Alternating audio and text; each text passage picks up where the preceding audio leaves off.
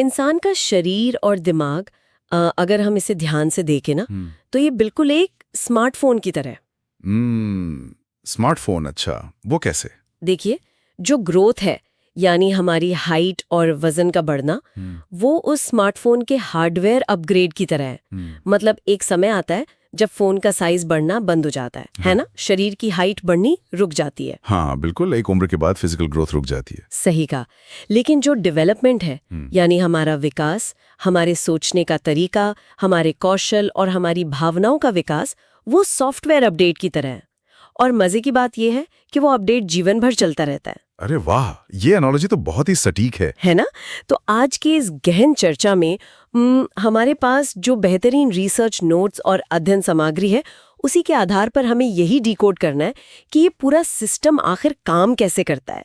मतलब एक इंसान सोचता कैसे है, उसका व्यक्तित्व कैसे आकार लेता है और वो दुनिया को कैसे सीखता है। मैं इसे लेकर बहुत उत्साहित हूँ। मैं भी। और ये स्मार्टफोन वाली बात इस पूरी प्रक्रिया को समझने के लिए एकदम परफेक्ट है, क्योंकि जब हम डेवलपमेंट या विकास की बात करते हैं तो ये सिर्फ शरीर का बड़ा होना नहीं है। ये एक निरंतर चलने वाली प्रक्रिया है जो हमेशा सामान्य से विशिष्ट यानी जनरल टू स्पेसिफिक की ओर जाती है। General to specific? हाँ, मतलब इसे ऐसे देखिए, एक बहुत छोटा बच्चा जब किसी खिलौने को पकड़ने की कोशिश करता है तो वो अपनी पूरी बाह, कंधे और पूरे हाथ का इस्तेमाल करता है। ये एक सामान्य या जनरल मूवमेंट है। हाँ, मैंने देखा है बच्चों को ऐसे करते हुए, है ना? लेकिन जैसे जैसे सॉफ्टवेयर अपडेट होता है, मतलब विकास होता है, कुछ महीनों बाद वही बच्चा सिर्फ अपनी तर्जनी उंगली और अंगूठे का इस्तेमाल करके एक छोटी सी चीज को बहुत सटीकता से उठा लेता है। अच्छा, वो स्पेसिफिक मूवमेंट हो गया। बिल्कुल। और सबसे अहम बात, ये पूरी प्रक्रिया दो चीजों का नतीजा है। पहला है आनुवांशिकता या हेरिडिटी, यानी वो फैक्ट्री सेटिंग्स जो माता पिता से मिली हैं, और दूसरा है पर्यावरण या एनवायरनमेंट, यानी वो नेटवर्क और डेटा जो आसपास की दुनिया से मिल रहा है। मतलब इंसान का हार्डवेयर और सॉफ्टवेयर दोनों मिलकर लगातार काम कर रहे हैं। एकदम सही। तो अब अगर हार्डवेयर बन गया है, तो सबसे पहला सवाल ये उठता है कि ये दुनिया का डेटा प्रोसेस कैसे करता है। मतलब शारीरिक विकास से मानसिक विकास की ओर ये बदलाव कैसे होता है। ये बहुत दिलचस्प सवाल है। मैंने नोट्स में पढ़ा था, जीन पियाजे के संज्ञानात्मक विकास यानी कॉग्निटिव डेवलपमेंट का जिक्र है। पियाजे कहते हैं कि सोचने की क्षमता अचानक से नहीं आ जाती, बल्कि ये 4 स्पष्ट चरणों में होती है। हाँ, पियाजे का काम इस क्षेत्र में बुनियादी है। उन्होंने समझाया कि बच्चों का दिमाग छोटे वयस्कों की तरह नहीं होता। मतलब वे सचमुच दुनिया को एक बिल्कुल अलग नजरिए से देखते हैं। अच्छा, तो उनका पहला चरण क्या है? उनका पहला चरण है सेंसरी मोटर स्टेज, जो जन्म से लेकर लगभग 2 साल तक चलता है। इस उम्र में बच्चा कोई थ्योरी नहीं पढ़ता, वो सिर्फ अपनी इंद्रियों और हरकतों से सीखता है, देखकर, सुनकर, छूकर और हर चीज को मुंह में डालकर।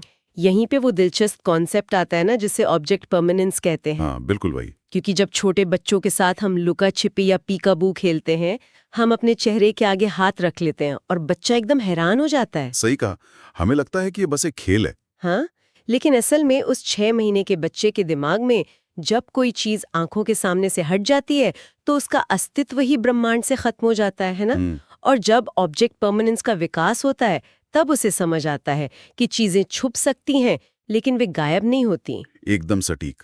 ऑब्जेक्ट परमानेंस यही समझने की क्षमता है कि दुनिया आपके देखने या ना देखने पर निर्भर नहीं है। इसके बाद जब बच्चा 2 से 7 साल का होता है, तो वो प्री ऑपरेशनल स्टेज में प्रवेश करता है। ओके, तो इसमें क्या नया अपडेट आता है? यहाँ प्रतीकों या सिंबल्स का इस्तेमाल शुरू होता है। भाषा का बहुत तेजी से विकास होता है। लेकिन यहाँ एक बहुत ही हास्यास्पद और गहरी चीज होती है जिसे ईगोसेंट्रिज्म कहते हैं।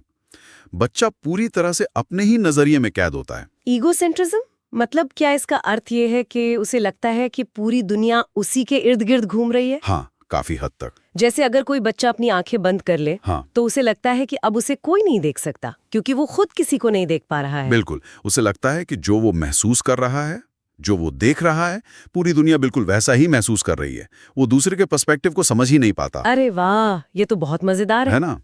फिर 7 से 11 साल की उम्र में कॉन्क्रीट ऑपरेशनल स्टेज आती है। यहाँ तार्किक सोच यानी लॉजिक शुरू होता है। और यहाँ एक और मजेदार बदलाव आता है जिसे कंजर्वेशन कहते हैं। कंजर्वेशन, ये क्या होता है? मान लीजिए आपके पास एक चौड़े और छोटे ग्लास में पानी है। अब अगर आप उसी पानी को एक लंबे और पतले ग्लास में डाल दें, तो जो प्री ऑपरेशनल स्टेज वाला बच्चा है वो कहेगा कि लंबे ग्लास में पानी ज्यादा है क्योंकि वो ऊंचा दिख रहा है। अच्छा, क्योंकि वो सिर्फ ऊंचाई देख रहा है। बिल्कुल। लेकिन कॉन्क्रीट स्टेज में आते ही बच्चे का दिमाग ये लॉजिक लगा लेता है कि मात्रा वही है, सिर्फ बर्तन का आकार बदला है। समझ गई। और अंत में 11 साल के बाद फॉर्मल ऑपरेशनल स्टेज आती है। यहाँ इंसान अमूर्त सोच यानी एब्स्ट्रैक्ट थिंकिंग और परिकल्पनात्मक तर्क कर सकता है। मतलब उन चीजों के बारे में सोचना जो सामने मौजूद ही नहीं है। हाँ, या फिर अगर ऐसा हुआ तो क्या होगा जैसी जटिल कल्पनाएं करना। ये सब सुनने में बहुत तार्किक लगता है, लेकिन यहाँ मेरे दिमाग में एक सवाल आ रहा है। पूछे। अगर विकास का ये एक तय क्रम है, तो क्या बहुत ही शानदार माहौल देकर या किसी बच्चे को बहुत कम उम्र में एडवांस ट्रेनिंग देकर उसे प्री ऑपरेशनल स्टेज से सीधा फॉर्मल ऑपरेशनल स्टेज में धकेला जा सकता है, या ये पूरी तरह से उम्र की मोहताज प्रक्रिया है? ये एक बहुत ही प्रैक्टिकल सवाल है, लेकिन इसका सीधा जवाब है नहीं। आप इन चरणों को स्किप नहीं कर सकते। सच में? बिल्कुल नहीं। बिल्कुल नहीं। देखिए, पर्यावरण और एक बेहतरीन माहौल एक कैटलिस्ट का काम जरूर कर सकते हैं। वे एक चरण से दूसरे चरण में जाने की गति को थोड़ा तेज कर सकते हैं, लेकिन यहाँ एक जैविक परिपक्वता यानी बायोलॉजिकल मैच्योरेशन का सिद्धांत काम करता है। अच्छा, मतलब हार्डवेयर वाली बात। एकदम सही पकड़ा आपने। इसका मतलब है कि दिमाग के न्यूरॉन्स और उनके कनेक्शंस को विकसित होने में एक भौतिक समय लगता है। जब तक हार्डवेयर उस स्तर के जटिल सॉफ्टवेयर को सपोर्ट करने के लिए शारीरिक रूप से तैयार ही नहीं है, तब तक आप सीधे एब्स्ट्रैक्ट थिंकिंग को इंस्टॉल नहीं कर सकते।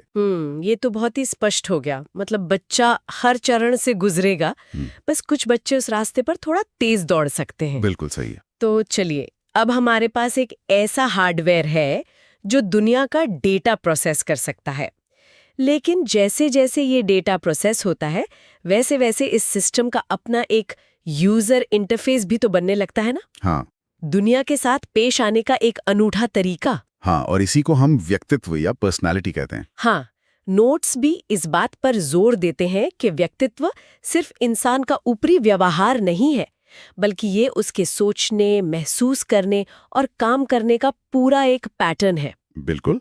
और इसी पैटर्न को समझने के लिए मनोवैज्ञानिकों ने कई थ्योरीज दी हैं। सबसे ज्यादा चर्चा सिगमंड फ्रॉइड की साइको एनालिटिक थ्योरी की होती है।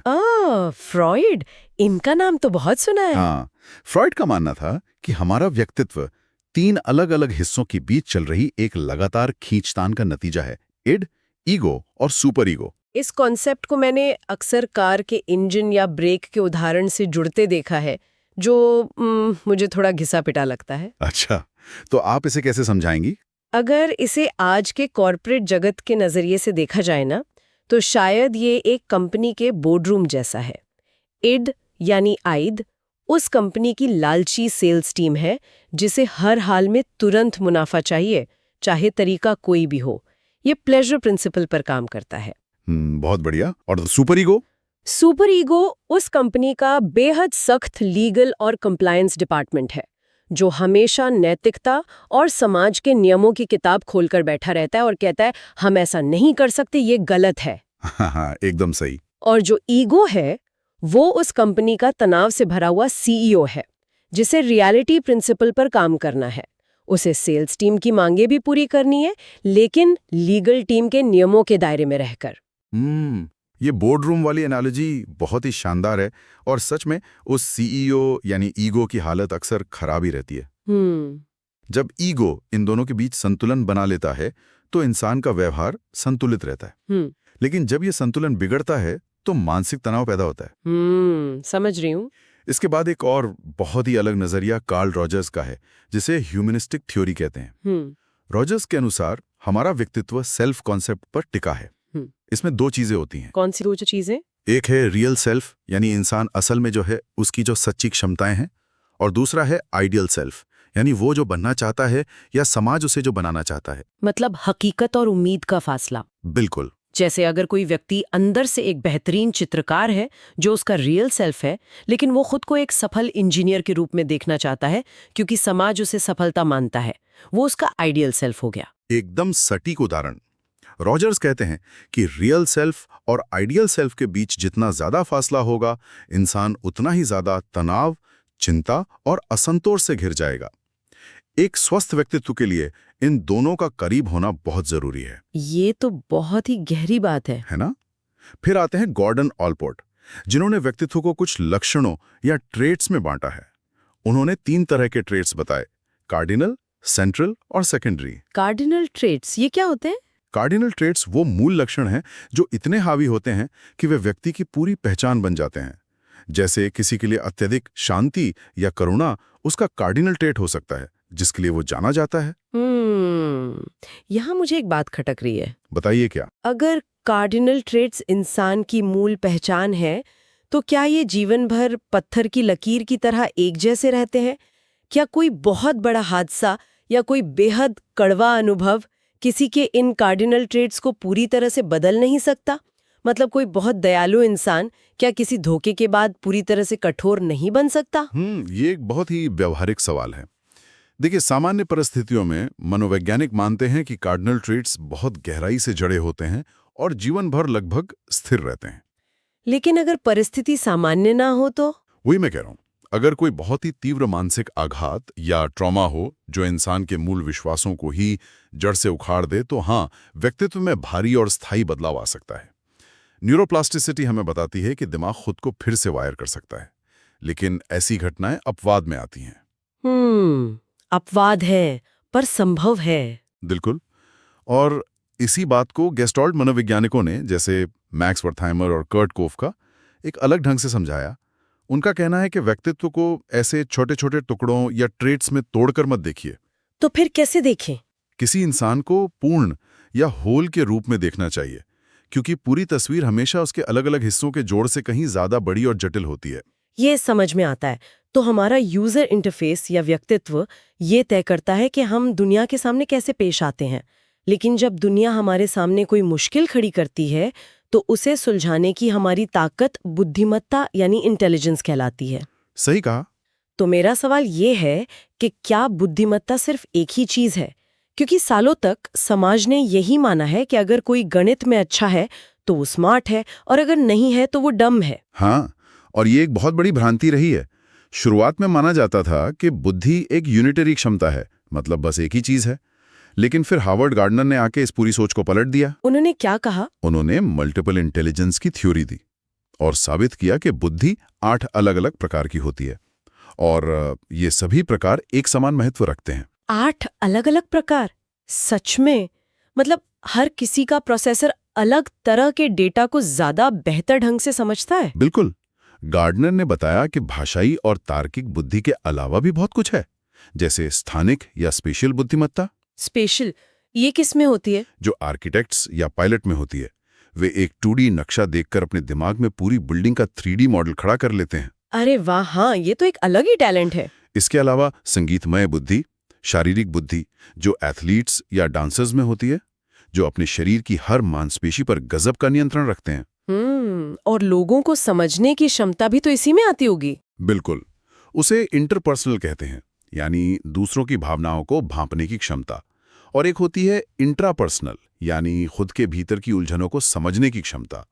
और अंत में प्राकृतिक बुद्धि, जो प्रकृति और पर्यावरण के पैटर्न को आसानी से समझ लेती है।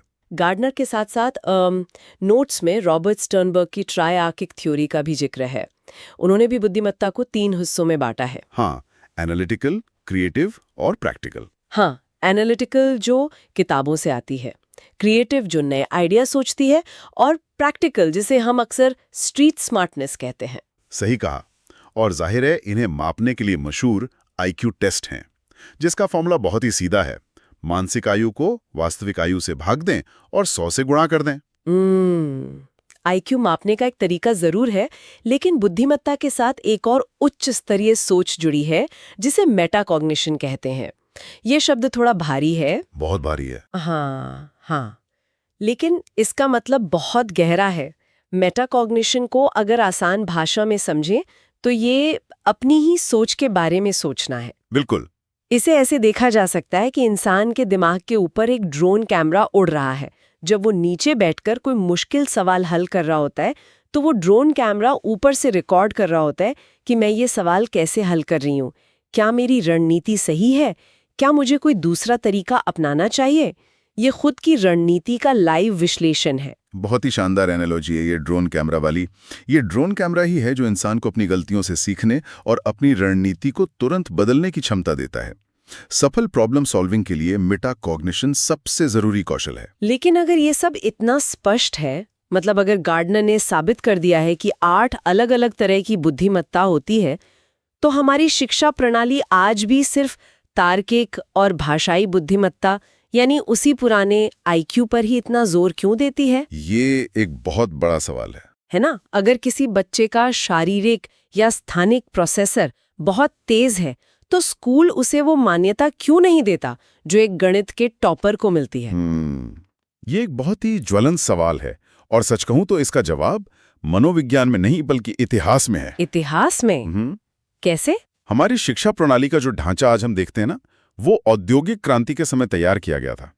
उस समय कारखानों और दफ्तरों के लिए आज्ञाकारी क्लर्क, अकाउंटेंट और इंजीनियर चाहिए थे। अच्छा, जिनके लिए लॉजिक और भाषा सबसे ज्यादा जरूरी थी। बिल्कुल, उन्हें ऐसे लोगों की जरूरत नहीं थी जो शरीर से कुछ नया क्रिएट करें या प्रकृति को समझें।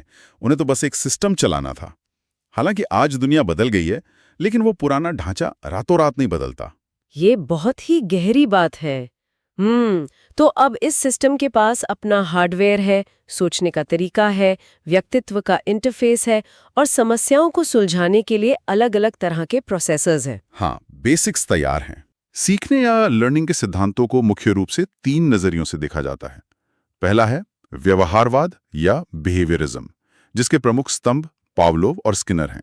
इनका क्या मानना था? इनका सीधा सा मानना है कि सीखना सिर्फ स्टिमुलस और रिस्पॉन्स यानी उत्तेजना और प्रतिक्रिया का खेल है। अगर सही व्यवहार पर इनाम मिलेगा और गलत व्यवहार पर सजा मिलेगी तो इंसान नया व्यवहार सीख जाएगा। दूसरा सिद्धांत क्या है? दूसरा है संज्ञानात्मक सिद्धांत, जो कहता है कि इंसान कोई मशीन नहीं है। सीखना सिर्फ इनाम सजा का खेल नहीं है, बल्कि ये मानसिक प्रक्रियाओं, याददाश्त और समझ पर निर्भर करता है। सच कहूं तो मुझे व्यवहारवाद किसी पालतू जानवर को ट्रेनिंग देने जैसा लगता है। सही काम किया, ये लो बिस्किट। हाँ, काफी हद तक ऐसा ही है। लेकिन इंसानों पर जो थ्योरी सबसे ज्यादा व्यवहारिक लगती है, वो है एल्बर्ट बंडूरा का सामाजिक शिक्षा सिद्धांत या सोशल लर्निंग थ्योरी। बंडूरा का कहना है कि इंसान एक दूसरे को देखकर सीखते हैं, जिसे ऑब्जर्वेशन कहते हैं। बिल्कुल, और इसके 4 स्पष्ट कदम हैं: अटेंशन, रिटेंशन, रिप्रोडक्शन और मोटिवेशन। क्या इसे किसी रियल लाइफ उदाहरण से समझाया जा सकता है? बिल्कुल, इसे YouTube वीडियो देखकर कोई नया डांस स्टेप सीखने जैसा मान लेते हैं। अच्छा, कैसे? सबसे पहले आपको उस वीडियो को पूरे ध्यान से देखना होगा, ये हो गया अटेंशन। फिर उस स्टेप को अपने दिमाग में याद रखना होगा, यानी रिटेंशन। समझ रहा हूँ। उसके बाद आपको खुद खड़े होकर वो डांस स्टेप अपने शरीर से करना होगा, वो है रिप्रोडक्शन। और अंत में जब आप वो स्टेप करते हैं और आपके दोस्त ताली बजाते हैं या तारीफ करते हैं, तो आपको उसे बार बार करने की प्रेरणा मिलती है। ये हुआ मोटिवेशन। ये बहुत ही सटीक उदाहरण है। हम अपने समाज से सीखते हैं, अपने रोल मॉडल्स को देखकर सीखते हैं। हमारा पर्यावरण और हमारे आसपास के लोग इस प्रक्रिया में सबसे बड़ी भूमिका निभाते हैं। इसी से इंसान के सामाजिक मूल्य विकसित होते हैं। लेकिन अगर हम बंडूरा की बात माने कि समाज को देखकर ही सीखा जाता है, तो एक गंभीर स्थिति के बारे में सोचिए। बताइए। मान लीजिए कोई बच्चा एक ऐसे माहौल में बड़ा हो रहा है जहां झूठ बोलना, चोरी करना या हिंसा करना ही सामान्य बात है। उसका जो ड्रोन कैमरा है वो सिर्फ यही सब रिकॉर्ड कर रहा है।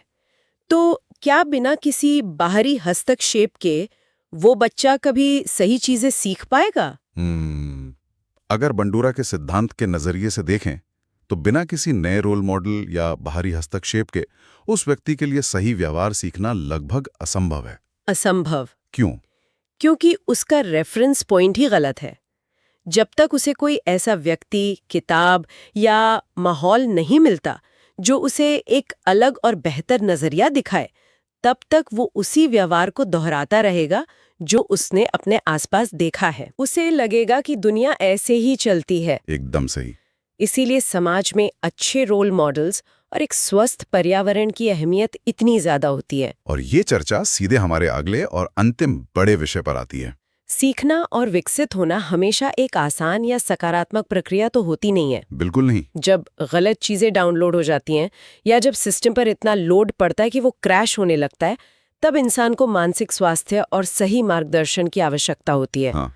और यहाँ मानसिक स्वास्थ्य यानी मेंटल हेल्थ और मानसिक स्वच्छता यानी मेंटल हाइजीन के बीच का तकनीकी अंतर समझना जरूरी है। क्या अंतर है दोनों में? मानसिक स्वास्थ्य एक अंतिम अवस्था या स्टेट है जहां व्यक्ति भावनात्मक रूप से स्थिर होता है और तनाव सहने की क्षमता रखता है, जबकि मानसिक स्वच्छता वो प्रैक्टिसेस हैं जो हम उस स्वास्थ्य तक पहुंचने या उसे बनाए रखने के लिए करते हैं। जैसे स्ट्रेस मैनेजमेंट करना या काउंसलिंग लेना। बिल्कुल। आर्य रिसर्च नोट्स काउंसलिंग के 3 प्रकार बताते हैं। पहला है डायरेक्टिव, जहां काउंसलर एक विशेषज्ञ की तरह निर्देश देता है कि तुम्हें ये करना चाहिए। हाँ, ये काफी सीधा तरीका है। दूसरा है नॉन डायरेक्टिव, जो कार्ल रॉजर्स की अप्रोच है, जहां व्यक्ति खुद ही बातें करते करते अपनी समस्या का हल ढूंढता है, काउंसलर सिर्फ सुनता और समर्थन देता है। और तीसरा है एक्लेक्टिक, जो इन दोनों का एक संतुलित मिश्रण है। लेकिन इन सब के बीच एक बहुत ही शक्तिशाली टूल का जिक्र है एल्बर्ट एलिस का। REBT, rational emotive behaviour therapy, ये एक गेम चेंजर थियरी है। एलिस ने ABC मॉडल दिया। ये कैसे काम करता है? A का मतलब है एक्टिवेटिंग इवेंट, यानी कोई बाहरी घटना। B है बिलीफ, उस घटना के बारे में व्यक्ति का विश्वास या नजरिया। और C है कॉन्सिक्वेंस, उसका नतीजा या इंसान की भावनाएं। तो A, B और C। हाँ, एलिस का पूरा तर्क ये है कि लोग सोचते हैं कि A की वजह से C होता है, यानी घटना की वजह से भावनाएं पैदा होती हैं, जबकि असल में B की वजह से C होता है। हमारा विश्वास ही हमारा नतीजा तय करता है। इसे रोजमर्रा के दफ्तर के माहौल से समझते हैं। मान लीजिए घटना यानी A ये है कि बॉस ने भरी मीटिंग में किसी प्रेजेंटेशन के लिए बहुत बुरी तरह डांट दिया। ठीक है, ये A हो गया। अब अगर उस व्यक्ति का विश्वास यानी B ये है कि मैं किसी काम का नहीं हूं, मैं हमेशा सब गलत करती हूं, मेरी कोई इज्जत नहीं है, तो नतीजा यानी C ये होगा कि वो डिप्रेशन में चली जाएगी और अगले दिन काम पे नहीं आना चाहेगी। एकदम सही। तो एलिस कह रहे हैं कि डांट ने डिप्रेशन पैदा नहीं किया। बिल्कुल सही। उस डिप्रेशन की असली वजह वो नकारात्मक विश्वास यानी B था। अब अगर हम REBT का इस्तेमाल करके उस व्यक्ति के B को बदल दें, मतलब उसका नजरिया बदल दें। हाँ, अगर वो सोचे कि बॉस का बर्ताव बहुत खराब था, जो उनका प्रॉब्लम है, लेकिन मैंने प्रेजेंटेशन में गलती की जिसे मैं अगली बार सुधार सकता हूँ। एक गलती मेरी पूरी काबिलियत तय नहीं करती। अरे वाह, ये तो बहुत पावरफुल है ना? जैसे ही ये विश्वास बदलता है, नतीजा डिप्रेशन से बदलकर प्रेरणा या सिर्फ हल्की निराशा में बदल जाता है, जिससे निपटना आसान है। बाहरी घटना वही रही, लेकिन सिस्टम ने उसे प्रोसेस करने का तरीका बदल लिया। ये तरीका बहुत ही तार्किक और काम का लगता है। लेकिन मुझे काउंसलिंग के तरीकों में से कार्ल रॉजर्स की नॉन डायरेक्टिव अप्रोच पर एक सवाल पूछना है। पूछिए। आज की इस तेज तरार दुनिया में, जहां लोगों के पास बिल्कुल समय नहीं है और हर किसी को अपनी समस्या का हल तुरंत एक जादू की गोली की तरह चाहिए, क्या ये नॉन डायरेक्टिव तरीका बहुत ज्यादा धीमा नहीं है, जहां काउंसलर बस बैठा है और व्यक्ति खुद ही अपना हल ढूंढ रहा है? ये सच है कि ये प्रक्रिया शुरुआत में बहुत धीमी और थकाऊ लग सकती है, लेकिन मनोविज्ञान की एक बहुत ही गहरी सच्चाई है। वो क्या? जो समाधान बाहर से डायरेक्टिव तरीके से थोपे जाते हैं, वे अक्सर कुछ दिनों बाद असर करना बंद कर देते हैं, क्योंकि दिमाग उन्हें अपना नहीं मानता। बिल्कुल।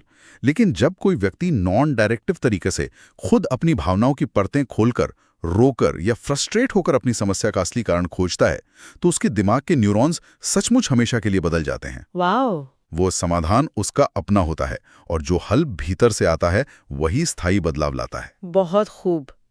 तो अगर हम इस पूरी यात्रा को एक धागे में पिरोएं, तो हमने देखा कि हार्डवेयर के विकास के साथ पियाजे का कॉग्निटिव सॉफ्टवेयर कैसे इंस्टॉल होता है।